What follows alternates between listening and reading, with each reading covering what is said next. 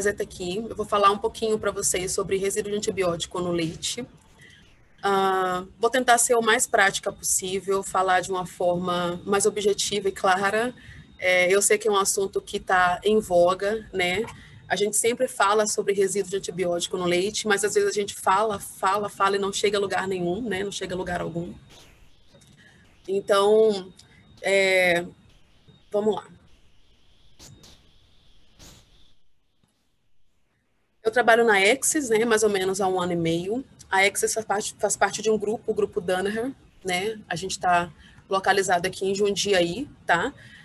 O foco da Exis em si, falando brevemente, é o Water Quality, mas não deixamos de trabalhar no segmento de Food and Beverage, buscando sempre soluções analíticas, né? Para tanto análises de leite e derivados, quanto outros elementos, tá bom? Então, contamos com mais de 350 colaboradores diretos e indiretos, então, a Exis tem um foco grande, né, em Customer Experience, né?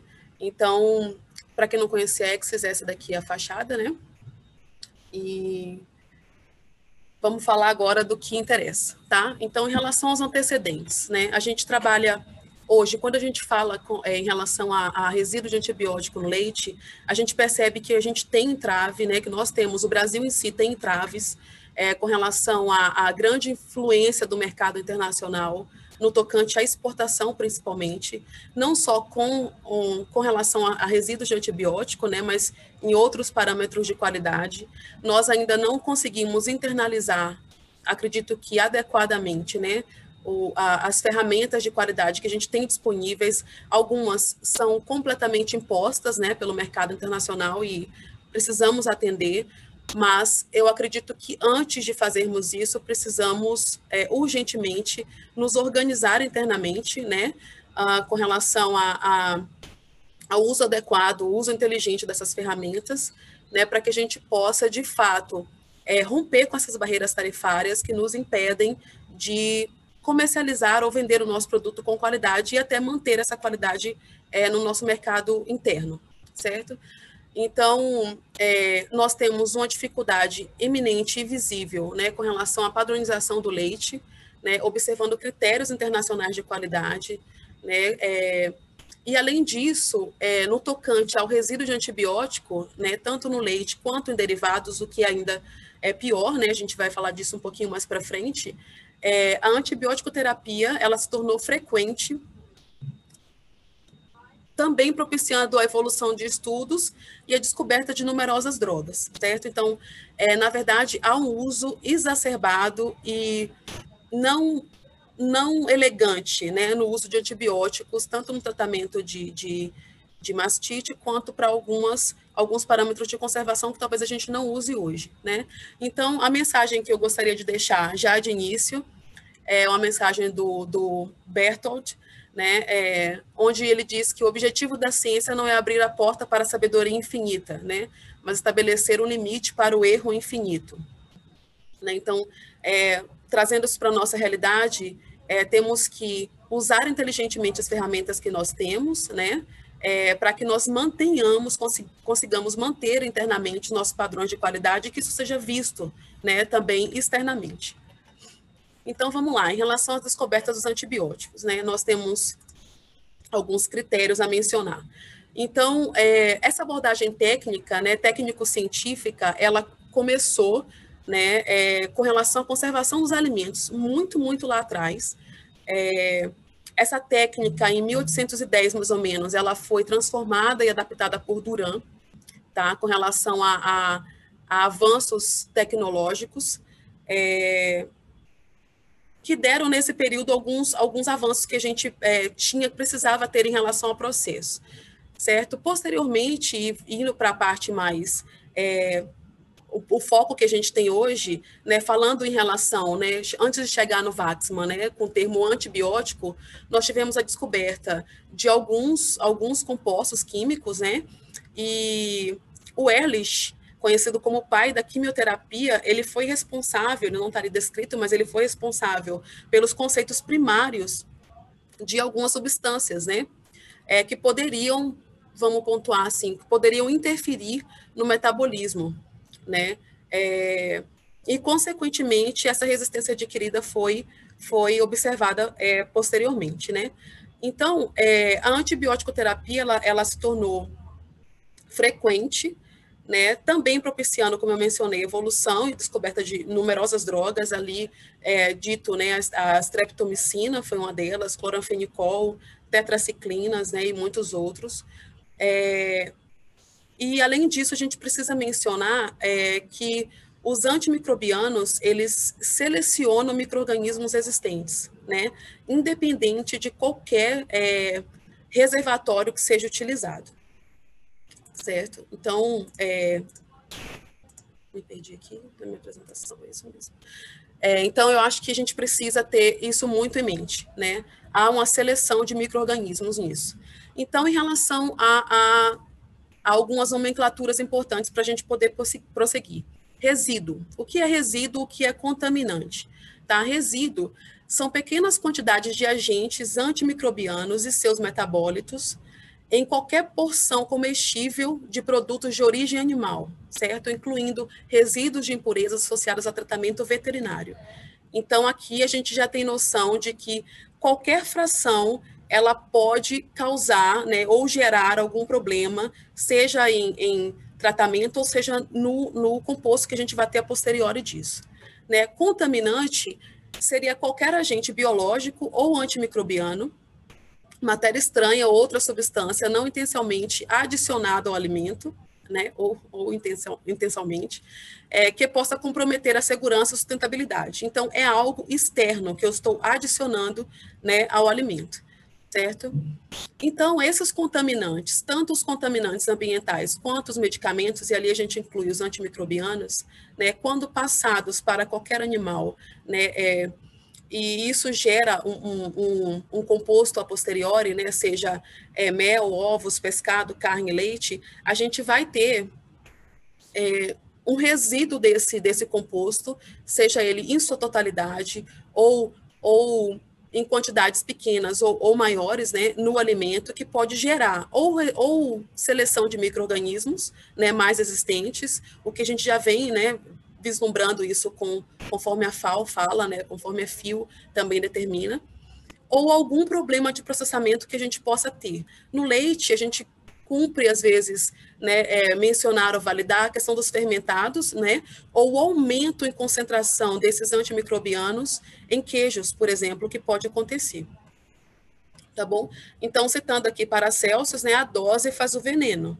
Né? Não podemos pensar em relação a temos pequenas quantidades de antimicrobianos em leite, então isso não vai gerar nenhum problema. A gente pensaria, sim, por exemplo, de uma listéria, né? Um patógeno ubictário, um patógeno que afeta bruscamente o mundo suprimido? Não. Então, a ideia aqui, fazendo uma comparação um pouco grotesca, ela é a mesma, tá bom? Então, pensando em relação à antibiótico terapia, né, e a venda talvez indiscriminada de antibióticos no Brasil, a gente tem controle em partes, né, porque se a gente não tem dado, se não passa esses dados, não transforma, né, os dados em informação, que o Brasil não faz muito bem, né, a gente não tem controle sobre a venda e uso desses antibióticos em animais aqui no nosso país, né? Então, ali a gente cita ali, eu destaquei ali, né, a resistência aos antimicrobianos, que é premente, né, e já vem sido foco do WHO há muito tempo, né, da Organização Mundial de Saúde. Então, com relação ao uso de antibióticos, né, é uma prioridade mundial, né, tem sido falado amplamente ou citado pelo Códex, né, pela OIE, pela OMS, e também muito, muito abertamente pela FIO-DF, né? Agora o Brasil voltou para a FIO, então a gente tem esse assunto em voga lá também. Precisamos citar o uso indiscriminado causa um aumento de resistência, né? Isso é patente, né? Em relação à saúde animal e saúde pública, né? A gente cita ali a RAM ou AMR, né? Que é o aumento de resistência microbiana. Então, para isso, como que esse antibiótico ele é acionado, né? Normalmente a gente vê no controle de mastite, né? Então, é um problema que vem desde a produção, afeta a indústria e muitas vezes as instruções normativas ou ou as premissas que a gente tem, né, dos órgãos regulamentadores, elas não são tão eficientes, então terminamos ficando um pouco perdidos quanto ao controle do uso. Então, normalmente é usado para prevenção e tratamento de mastite, né, seja para bem-estar animal ou rentabilidade, né, o que não existe mais. Células somáticas, né, a gente propicia uma rota paracelular, né, que é como se fosse a abertura dos poros, né, vamos colocar assim, do animal, para a passagem de célula somática para o leite, né, então pode acontecer de um aumento de CCS, né, no leite, um aumento de contagem, né, então a gente tem ali um excesso de enzimas proteolíticas e lipolíticas que a gente já sabe que vai afetar a qualidade do leite, certo? A gente favorece também a veiculação de patógenos, né, ou seja, a gente tem aí uma falha em relação à food safety, tá? E aí a gente entra numa seara que talvez não seja, né, a discussão, foco aqui, mas para plantar mais uma sementinha, né, com relação à terapia de vaca seca, né, que já não se usa mais, né, mais assim abertamente, mais amplamente, mas ela contribui ou não, é uma discussão que ainda é pauta de alguns debates, né, e cumpre mencioná-la aqui. Então, o uso de antibióticos, ele permite, né, ele vai favorecer a resistência a antimicrobianos, né, em espécies bacterianas também benéficas, né, incluindo cepas probióticas. A gente tem uma professora, não sei se a professora Célia ainda está em Viçosa, né, que trabalha com cepa probiótica, e esse assunto com relação à resistência a antimicrobianos era um assunto em pauta, né, que a gente tinha esse problema evidente. E algumas interferências são observadas, a citar o uso do ceftiofur, né, que é um beta-lactâmico, também comprovada, também por uma tese de mestrado de uma colega de trabalho, na produção de derivados, né, de fermentados principalmente. Tá? Aqui eu trouxe a capinha, né, do Codex, né, com relação a um programa, né, de alguns princípios para a gente começar a internalizar os conceitos de análise de risco em food safety, né, que ainda não é, inclusive, implementado em indústrias muito fortemente, né, muito adequadamente. Então, talvez haja ainda uma confusão com relação às definições, tá? Então, análise de risco ela deve ser implementada em todo o contínuo produtivo, tá? É essencial para você ter um controle maior do seu processo, tá? Principalmente com relação à qualidade, né? Em relação ao controle analítico, né? Então, no tangente à qualidade, a gente tem segurança do alimento e a intenção de implementar padrões de qualidade, de ter padrões de qualidade muito bem fundamentados, é a gente minimizar os riscos associados, certo? Então, ter um protocolo adequado para análise de risco tange a qualidade, tange a melhoria contínua, né, que a gente tanto fala. Então, a gente tem aí a Sanção Normativa 51, né, depois a 62, enfim, dentre outras, com relação à produção, identidade e qualidade, né, do leite cru, refrigerado e pasteurizado, e ainda assim, não fica tão evidente nada com relação ao tratamento adequado a resíduos de antibiótico, né, em alimentos, principalmente em leite, tá?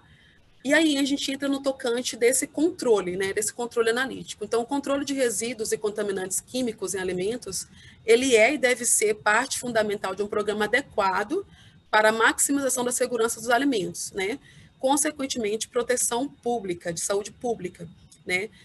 A gente ainda vê que há algumas falhas, mesmo que a gente tenha algumas regulamentações implementadas, há algumas falhas nesse controle, né? A gente ainda não tem controle analítico adequado sobre resíduos e contaminantes, né, em alimentos. Então, como que a gente faz isso, né? Trazendo assim para a nossa realidade em relação à indústria, né? Como que a gente faria isso? Adotando obrigatoriamente programas de autocontrole.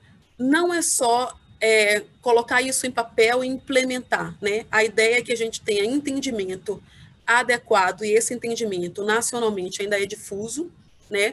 Sobre as definições, aplicações, qualificações dos programas de autocontrole, certo? Então, boas práticas agropecuárias, de fabricação, ter um PPHO bem implementado, PPCC, né? E aí a gente traz aí os programas de pré-requisitos, né?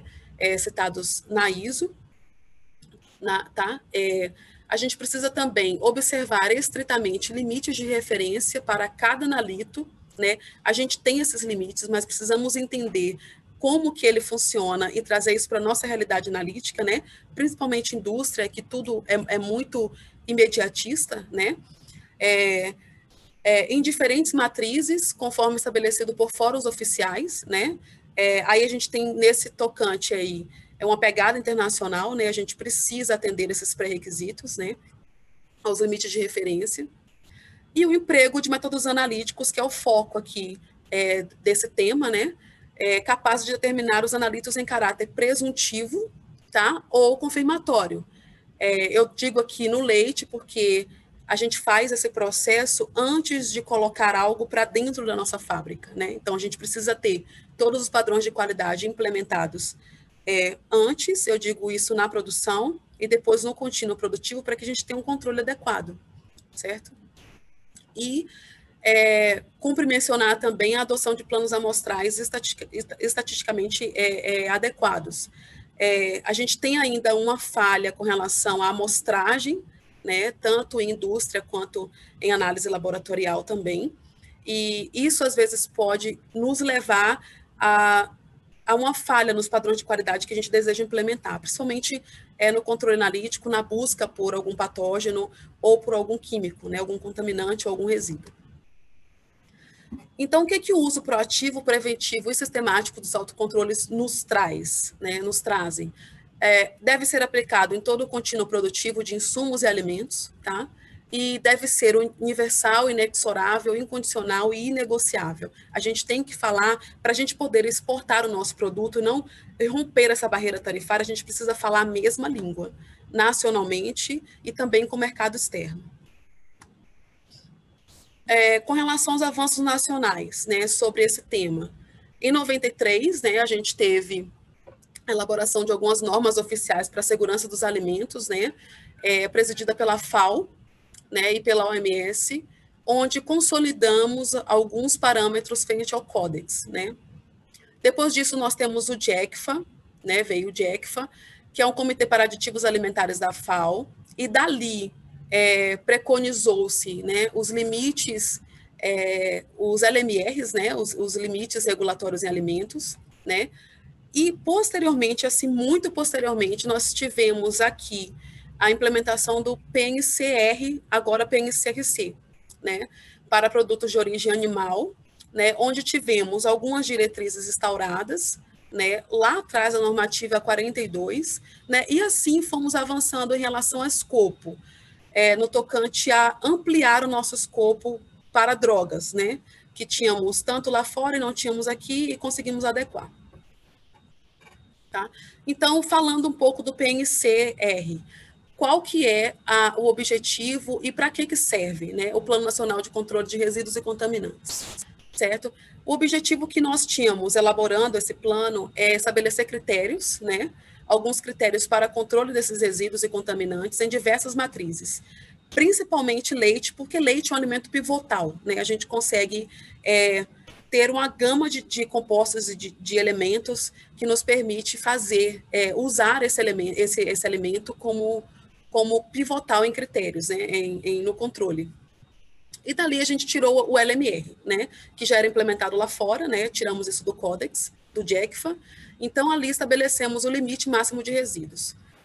Então observem que desde 2010 até 2017, a quantidade de analitos, né, no escopo do PNCRC, ela foi aumentando, né, hoje nós temos ainda mais. Até 2017, nós não tínhamos, ou tínhamos uma pequena quantidade só de aminoglicosídeos, gentamicina, e agora a gente já tem esses analitos amplamente especificados no PNCRC. Tá? Então, quais são os desafios que a gente tem hoje no PNCRC, né? Frente a esse controle que a gente precisa fazer internamente? As análises do PNCRC, elas são restritas a métodos confirmatórios, né, são feitas pelos LANAGROS, né, são laboratórios de referência espalhados pelo Brasil inteiro, né, então, a gente vai falar mais para frente, mas método confirmatório, quando eu digo método confirmatório, normalmente é espectrofotometria, né? A gente tem uma limitação de informações com relação a tempo, custo e pessoal qualificado, né? É um método que demanda pessoas com expertise, né, para realizar as análises. E ainda assim, a gente não tem série histórica, né? Não há um controle, então a gente não tem uma rastreabilidade muito eficiente. A gente tem uma limitação na capacidade e na prevenção, né? Na capacidade de prevenção e controle, porque são poucas as análises, a nossa amostragem ainda é muito pequena, né? Para esses métodos confirmatórios, então a gente está limitado com relação a isso. E temos necessidades emergentes de análise de risco, né? O que aumentaria os dados, naturalmente aumentaria a informação, né? E traria o envolvimento do setor produtivo, porque hoje, se formos observar, é algo quase que segregado, né? O PNCRC ele é elaborado sem que o setor produtivo esteja inserido nele, né? Então, é algo muito solto, né? Qual que seria o papel, então, da triagem do método de screening, né, associado ao método confirmatório, né, nesse controle analítico que a gente requer? Então, a gente cumpriria os requisitos para a garantia da segurança do alimento, porque a gente teria uma amostragem muito maior, né? Então, lá fora, até antes da gente analisar o PNCR, né, no mercado externo, eles já utilizavam métodos de screening, né, associado aos confirmatórios, né, para um controle analítico melhor. São eficientes, como ferramenta robusta, né, e a gente teria um melhor controle oficial, né, teríamos mais informação, né.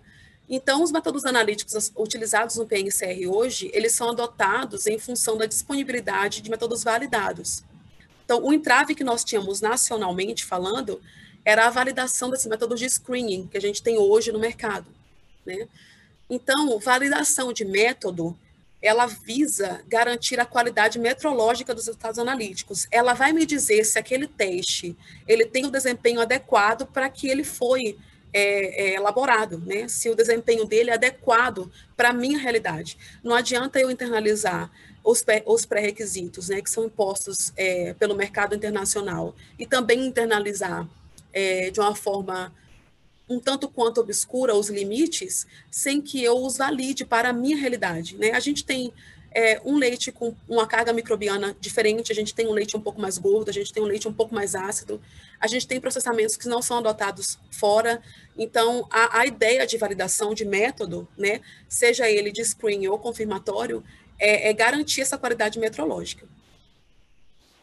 Abordando um pouquinho, né, pegando esse gancho todo sobre os métodos analíticos que a gente tem hoje, como utilizá-los adequadamente, né?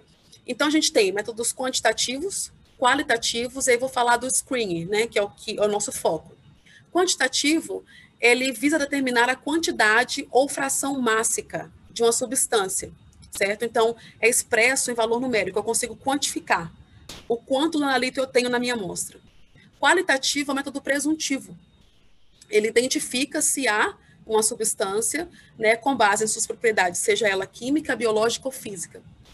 O método de screening, o método de triagem, né, ele pode ser qualitativo ou semi-quantitativo, né? O que a gente tem hoje normalmente no mercado é qualitativo, tá? E é utilizado para detectar a presença de uma substância ou classe de substâncias a um nível requerido. Que nível seria esse? Seria o PNCR, né? O limite que está estabelecido lá. Então, esses métodos ele têm a capacidade de processar um número elevadíssimo de amostras, né? Selecionar em âmbito nacional onde eu tenho que ter mais controle, onde eu posso manter o padrão de qualidade que já existe, né? E os resultados eles são potencialmente não conformes, né? São concebidos especificamente para evitar a obtenção de falsos resultados conformes, né? Que a gente vai falar daqui a pouquinho. Então, método quali quanti, certo? Cromatográfico, a gente tem microbiológico, a gente tem imunoensaio, né? O cromatográfico, a gente fala em relação a eletroforese capilar, a gente fala em LCM e SMS, que a técnica hoje, essa técnica ela é a técnica empregada pelos lanagros, né? Com relação a métodos confirmatórios. Então, eles usam esse método pela alta sensibilidade e seletividade que ele tem, né, e pelo limite de quantificação ser muito, muito sensível, né, muito pequeno. O microbiológico, que é o método de screening, tanto microbiológico quanto de ensaio, o microbiológico ele baseia-se na inibição de micro-organismo indicador, né, em um meio específico. Então, na presença do analito, favorece uma determinada reação, né, de reconhecimento entre antimicrobianos e organismos sensíveis. O imunoensaio, ele trabalha com receptores de antibiótico, né, seja ela uma reação entre enzima, anticorpo ou antígeno, tá? Com relação ao confirmatório, certo? LCM e SMS, a gente tem uma capacidade de identificação, né? Eu consigo identificar qualitativamente e quantitativamente o analito que tem na minha amostra. Eu sou capaz de analisar misturas complexas e é um método muito sensível e seletivo, né? Eu trouxe aqui uma definição do método, como que funciona, assim, grotescamente falando, né? Uma definição um pouco geral, mas seria um sistema a vácuo, eu tenho seção da amostra, ionizo a amostra, separo os íons e detecto.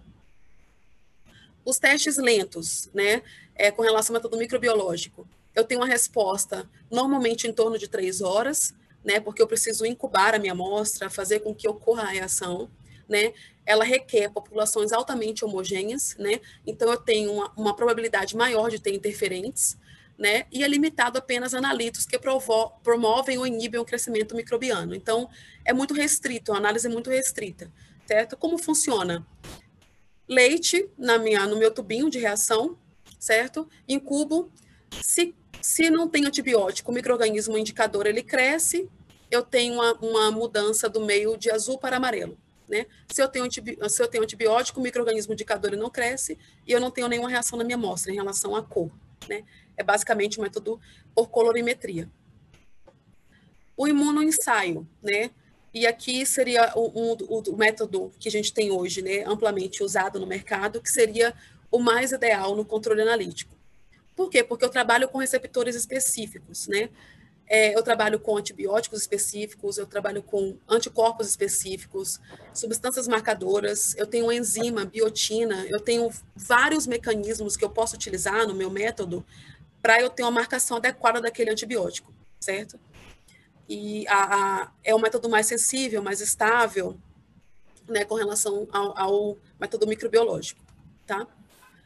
Falando mais do screening, né, que é rastreamento, reconhecimento e varredura, essa é a definição. Então, eu tenho resposta binária, né, tem ou não tem, aquele analito ou aquela classe. Eu tenho aí uma redução de custos, rapidez, simplicidade, minimização dos erros, né, operacionais, porque eu já teria ali uma definição de leitura de resultado, né, o teste ele me daria um positivo ou não. Envolve pouco ou nenhum tratamento prévio de amostra e me ajuda na tomada de decisões com relação à indústria, né? Eu teria uma decisão quase que imediata, né? Então, eu tenho as amostras, né? Faço o meu sistema de screening, se negativo ou se positivo, eu procedo com o meu processo. Então, o papel da triagem, pessoal, associado ao método confirmatório, observem que é aumentar, né, a capacidade de identificar resíduos com probabilidade de erro tipo beta, né? Na adoção desse cenário, eu foco em ensaios confirmatórios somente em populações potencialmente positivas, que de fato são, tá? Então, com relação a definições, né, critérios analíticos, erro alfa, falso positivo, erro beta, falso negativo, né?